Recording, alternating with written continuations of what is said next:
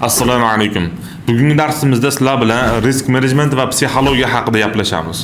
Mavzuga kirishlikdan avval o'zi trading sohasini necha pul bilan boshlashlik kerak?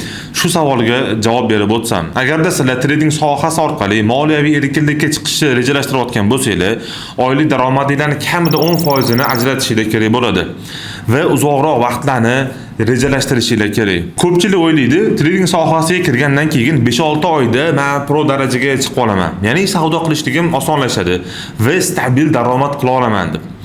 Yo'q, trading sohasiga kirganinglardan keyin sizlardan ko'proq vaqt talab qiladi va qo'pol qilib aytganda ko'proq pul talab qiladi. Ya'ni bu qaysi ma'noda?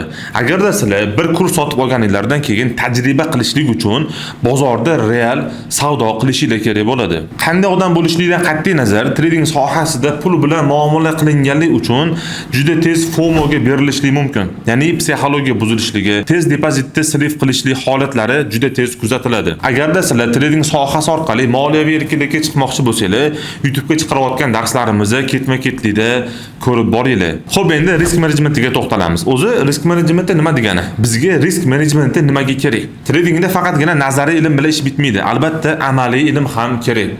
Amaliy ilm olishlik uchun sizlar real bozorda savdo qilib ilm olishingiz kerak. Bozorda real savdo qilishlik uchun sizlarda risk menejmenti bo'yicha ilm bo'lishligi kerak. Endi risk menejmentini qanday o'rganamiz? Ya'ni risk menejmenti o'zi nima degani desanglar, men sizlarga qisqacha tushuntiraman. Tasavvur qilinglar, $10,000 depozit bor va sizlar day trade bo'yicha savdo qilasizlar. Ya'ni kuniga 5-6 ta coin bilan savdo qilasizlar. Ya'ni 5-6 ta coin olib sotasizlar. Shu orada sizlar $10,000 depozitni 5-6 ta coinga bo'lib kirsanglar, mana shu jarayon risk menejmenti deyiladi. Va bu day trade'da. Agarda sizlar mana shu jarayonda risk menejmentiga amal qilmasdan, aytaylik, misol uchun kuniga 5-6 ta coin bilan ishlaysizlar, depozitni $2,000 dan har bir coinga bo'lib kirmasdan, aytaylik, bitta coinga $5,000 bilan yoki $10,000 bilan kirib, take profitni 5-6% qo'yib, stop loss 3% gacha qo'ysanglar, bu risk menejmenti deyilmaydi. Bu holatda sizlar ko'proq pul yo'qotishingiz mumkin. Tasavvur qilinglar, bir coinga $10,000 bilan kirdinglar va stop loss 3%. $300 zarar. Take profit necha foiz bo'lishligi mumkin?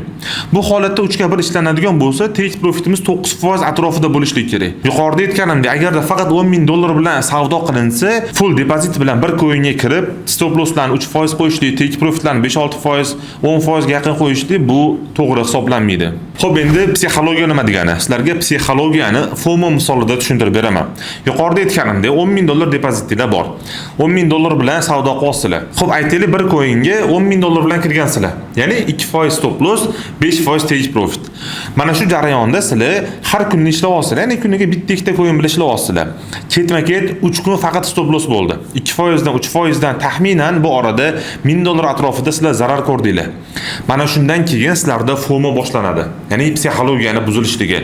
Tezroq shu $1000 ni o'rniga qo'yishlik maqsadida, ya'ni mana shu psixologiyada savdo qilasizlar.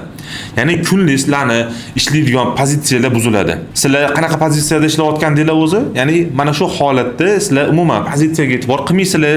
Ya'ni tartibsiz savdo qilasizlar. Bu psixologiyani buzilishligi, FOMOga berilishlik. Mana shu xatolarni qilmaslik uchun sizlarda risk menejmenti bo'yicha va psixologiya bo'yicha ilm bo'lishligi kerak. Mavzuning muhim nuqtasi, biz risk menejmentini, psixologiyani, FOMOni qachon to'liq tushunamiz? Ya'ni qachon to'liq o'rganamiz? Sizlar bir darsda orqasida risk menejmenti bo'yicha, psixologiya bo'yicha ilmga ega bo'lib qolmaysizlar. Sizlarda tajriba bo'lishligi kerak. Ya'ni ko'proq bozorda savdo qilgan bo'lishingiz kerak va qilayotgan xatoinglarni ustida ishlashingiz kerak. Nafaqat xato.